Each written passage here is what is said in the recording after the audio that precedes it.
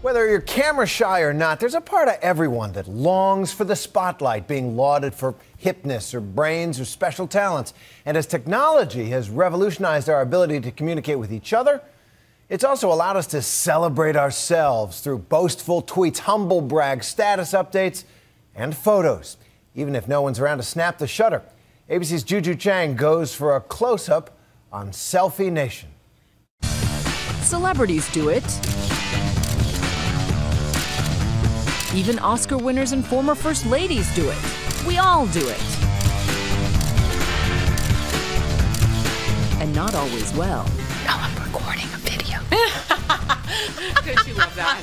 The selfie, the digital self-portrait, is now the cultural touchstone of our smartphoning, social networking age. Here's Eminem at the Louvre, Louis C.K. in the loo, Bieber in the hospital, and Rihanna just about everywhere. She's shared hundreds of intimate selfies with her 6.2 million Instagram followers. For celebrities, it can be crafted marketing or perhaps a deep-seated need for attention. Celebrities have a very high need for approval and for ego boosts. In fact, probably the reason they chose to go into that field is because they have that applause hunger. Psychologist Barbara Greenberg wonders if we're breeding a selfie nation. Twitter even devotes a day to it, #SelfieSaturday. And Facebook and Instagram may all be contributing to a generation of self-absorbed, self-promoting, self-involved oversharers, worthy of parody by College Humor. A super close-up of my eye. Now a selfie looking cute. It is on my feet, it's guaranteed with 5 likes, 5 likes. When you're sending out photos of yourself, the message is, look at me, admire me. And the message is also, vote for me, give me approval. Give me either the thumbs up on Facebook or a little heart on Instagram. One study looked at 1,700 college students over time and found that narcissistic traits have been rising at the same rate as obesity. But is posting selfies really to blame? And I don't friend people that I don't know. Ask any 9th grader. Grace Bristol and her 15-year-old friends will tell you they take hundreds of selfies every year. According to research, teen girls are 5 times more likely than boys to share selfies. And I think it's kind of competitive and like a popularity issue too. Right. It's not bad, but like I feel like it could hurt people's feelings. Like it's really kind of like who can post more photos and where like it's who has more friends, yeah. Who has more likes. Yeah, exactly. But does that make us a selfish culture, do you think? Or what does that say about us? I think it's also just a fun thing you can do with your friends. Of course, not everyone thinks selfies are the downfall of civilization. Self-portraiture is considered a classic artistic form of self-examination. Norman Rockwell painted a selfie. Why are we fascinated by ourselves? I think it's the truth. You see your eyes. Your eyes are the window to your soul. You know, and as a portrait photographer, when I study someone, I can see whether they're a frowner or a smiler, by the way the wrinkles lie on their face. Nigel Barker is the globe-trotting photographer who's worked with the most beautiful models on the planet. He made a name for himself on America's Top Model. Hey, ladies. Hi. And now hosts Oxygen's The Face. Nigel sees selfies as therapeutic. I wrote a book called Beauty Equation, and it was really using phototherapy to inspire people to feel better about themselves, and in fact, as a result, look better.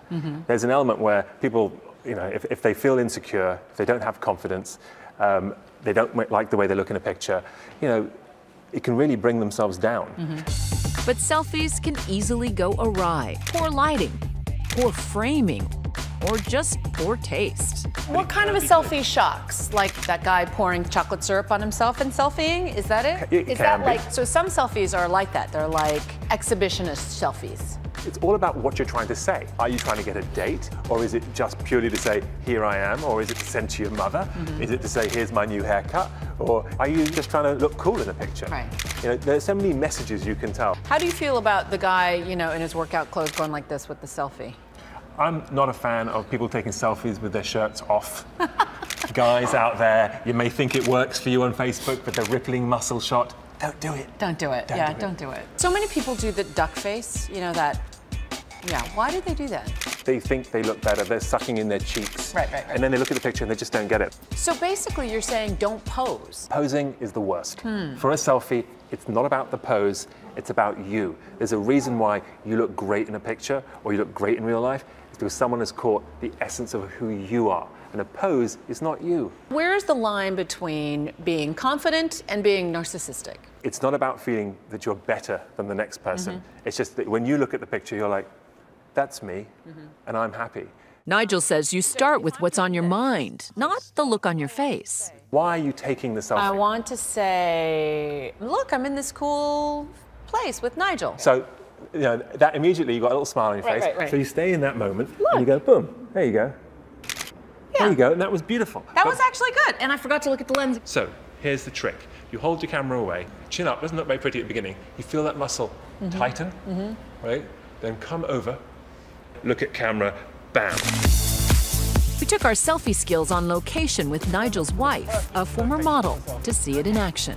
So as a location scout, what does this say? I love this location for several reasons. First of all, the graffiti. It works for me. It's very gritty. It juxtaposes well with perhaps this lovely jacket you're wearing, or in fact, Chrissy's coat. Lovely. Urban. You know, and not Cue your wife, the model. Cue my wife. Not to mention, we've got a great light box, which is this lit up building, which of course lights us up. Spontaneity is the final secret. 1, 2, 3. It doesn't just make good selfies.